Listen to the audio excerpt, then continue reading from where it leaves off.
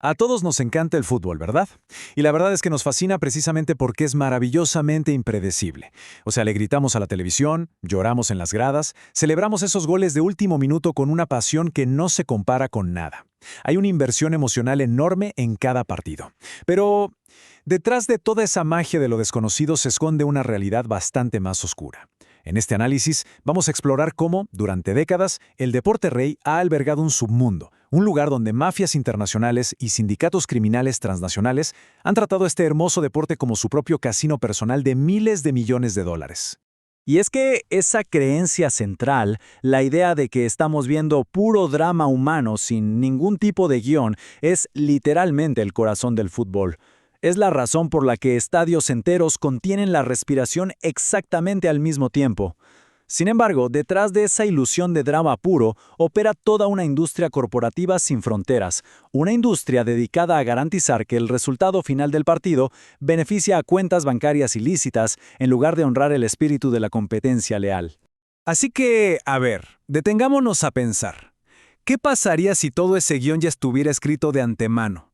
Y no por un director técnico genial o por un mediocampista legendario en la cancha, sino por una red criminal sentada en una habitación de hotel anónima a miles de kilómetros de distancia. Para entender cómo se desvanece esta ilusión, necesitamos retroceder un poco y trazar la evolución histórica de cómo se arreglan los partidos. Vamos a ver cómo esto pasó de ser un problema de corrupción local a convertirse en una verdadera amenaza a escala global.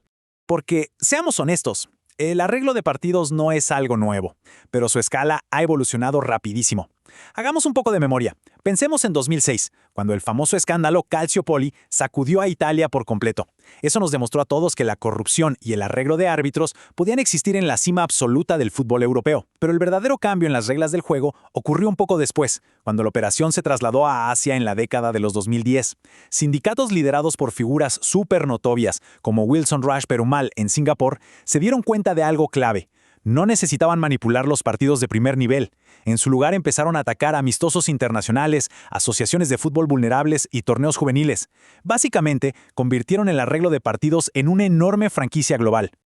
Imagínense esto. Más de 200 partidos. Ese es el número asombroso de encuentros que un solo sindicato logró manipular con éxito en decenas de países. Es un descubrimiento increíble que salió a la luz gracias a la investigación de Bochum en Alemania. Y para ponerlo en perspectiva, esta cifra nos demuestra que ya no estamos hablando de incidentes aislados o de un par de coincidencias desafortunadas. No, estamos hablando de una operación sistemática, masiva e industrializada, diseñada para defraudar al sistema a una escala que nunca antes habíamos visto. De hecho, el periodista de investigación Declan Hill lo definió a la perfección en su libro The Fix, cuando lo llamó una masa crítica de corrupción. Las investigaciones de Hill, tras lograr infiltrarse en estos sindicatos de apuestas asiáticos, revelaron con qué facilidad estas mafias literalmente compraban amistosos internacionales enteros, así de simple. Identificaban asociaciones de fútbol vulnerables o jugadores con problemas económicos y creaban un ecosistema donde el fraude ya no solo era posible, sino que se convertía en la forma normal de operar en ciertas ligas menores. Ahora, aquí está el gran problema. Esto no terminaba en los vestuarios. Mientras la cancha se corrompía desde abajo, impulsada por estas mafias de apuestas, las instituciones encargadas de proteger el deporte se estaban pudriendo desde arriba. Y el mundo entero se dio cuenta de esto durante el monumental escándalo del FIFA Gate en 2015. De pronto, vimos acusaciones sistémicas corporativas súper graves sobre sobornos por derechos de transmisión y sedes de la Copa del Mundo. Cosas que sacudieron los cimientos mismos de la gobernanza global del deporte.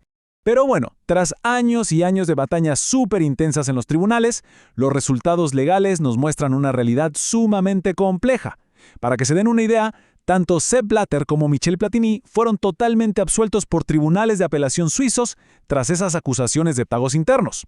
Luego el importante caso del Departamento de Justicia de los Estados Unidos contra Hernán López y Fullplay por presuntos sobornos de transmisión terminó siendo desestimado por un juez federal. Esto pasó después de que la Corte Suprema redujera la definición legal de fraude electrónico. Y finalmente, el actual presidente Gianni Infantino fue oficialmente exonerado y absuelto de toda investigación suiza por supuesta colusión. Así que el mensaje del sistema penal es claro. Ha demostrado lo increíblemente difícil que es probar este tipo de corrupción corporativa sistémica bajo las leyes actuales. Ojo, aunque esas históricas batallas legales de alto perfil se han ido cerrando, el escrutinio sobre el deporte no ha desaparecido para nada. Hoy en día tenemos citaciones legales activas iniciadas por los fiscales generales de los estados de Nueva York y Nueva Jersey. Ellos están exigiendo total transparencia sobre las prácticas de venta de entradas y la infraestructura de la FIFA para la próxima Copa del Mundo. Así que las autoridades mantienen una lupa constante sobre las operaciones corporativas de hoy para tratar de asegurar la integridad de los eventos futuros. Pero mientras la ley libraba todas estas batallas en las altas esferas, la mafia en el terreno de juego tuvo que adaptarse. Porque claro, los tiempos han cambiado dramáticamente. En el pasado, el objetivo era arreglar el marcador final en partidos de primer nivel, utilizando casas de apuestas físicas. Pero hoy, los jugadores de élite ganan demasiado dinero como para ser sobornados, y además hay demasiadas cámaras. Así que el crimen organizado simplemente bajó de categoría hacia las ligas inferiores, enfocándose en tácticas hiperespecíficas y apoyándose muchísimo en plataformas cripto que no están reguladas. Y así le damos la bienvenida a la era del spot fixing, o los microarreglos. Según investigaciones súper detalladas de BBC Sport, los criminales ya ni siquiera les piden a los equipos que pierdan el partido. En cambio, se acercan a jugadores semiprofesionales o a equipos que llevan meses sin cobrar su salario y les ofrecen pagos masivos por cometer una acción muy específica. Piensen en patear el balón a un tiro de esquina en los primeros 10 minutos o hacerse sacar una tarjeta amarilla intencionalmente antes del medio tiempo. Es un método casi quirúrgico para manipular las apuestas sin tener que alterar el resultado final del juego. Y si creen que eso es extremo, en la era digital la cosa se pone francamente increíble. Periodistas de The Guardian han investigado y reportado un fenómeno rarísimo llamado los partidos fantasma o Ghost Games. Aquí, los sindicatos sobornan a los exploradores de datos de bajo nivel, es decir, a las personas que contratan para enviar actualizaciones en vivo desde la cancha a las casas de apuestas. Estos exploradores corruptos simplemente se inventan datos de partidos que en la vida real jamás se jugaron. Los sindicatos luego ganan millones apostando en estos eventos que son pura ficción. Es una estafa absoluta donde la manipulación de datos se ha convertido en el arma principal. Ahora, todo este sistema fraudulento nos lleva a una pregunta logística gigantesca. ¿Cómo diablos esconden todo ese dinero? Bueno, la combinación es letal para la policía tradicional. Utilizan mercados de apuestas asiáticos no regulados, los mezclan con plataformas cripto descentralizadas y operan desde paraísos fiscales. Si a todo ese cóctel le sumas la falta absoluta de verificación de identidad de los clientes, lo que se conoce como KYC, creas un sistema donde rastrear el flujo del dinero sucio se vuelve un dolor de cabeza y una tarea casi imposible para cualquier gobierno operando por su cuenta. Entonces, el punto crucial es este. Al ver la magnitud de los partidos fantasma, los millones indetectables y estas redes internacionales operando con tanta libertad, surge una pregunta que no podemos evadir. ¿Cómo detenemos esta enfermedad antes de que destruya el alma misma del deporte? Porque si no hacemos nada, la esencia de la competencia desaparece. Pero afortunadamente no todo está perdido. El mundo ha despertado ante esto y ya existe una respuesta internacional coordinada. Es un contraataque estructurado en 3 frentes fundamentales. Primero, tenemos el pilar legal, el Convenio de Macolín, creado por el Consejo de Europa, que es el único tratado jurídicamente vinculante que obliga a los países a considerar la manipulación deportiva como un delito. Luego, pasamos a la primera línea tecnológica, que ahora está impulsada por inteligencia artificial. Y por último, están las operaciones directas a través de fuerzas de trabajo globales unidas en el terreno.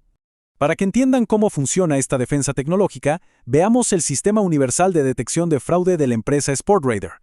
Hoy en día, gigantes como la FIFA y la UEFA dependen de algoritmos avanzados como este. Estas herramientas monitorean los mercados globales de apuestas las 24 horas del día.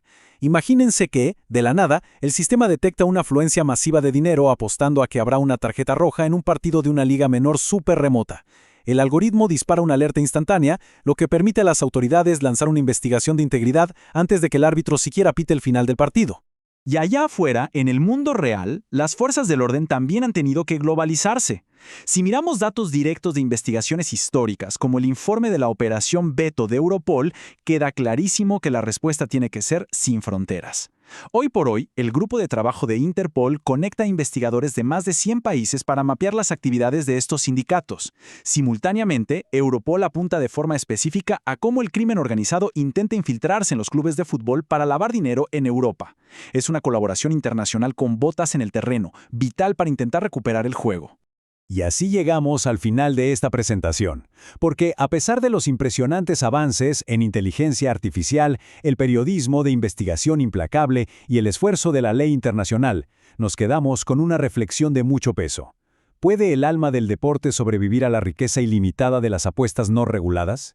Esta es la verdadera batalla por la magia de lo impredecible y honestamente, el resultado de este enfrentamiento global va a definir el futuro del fútbol en las próximas décadas.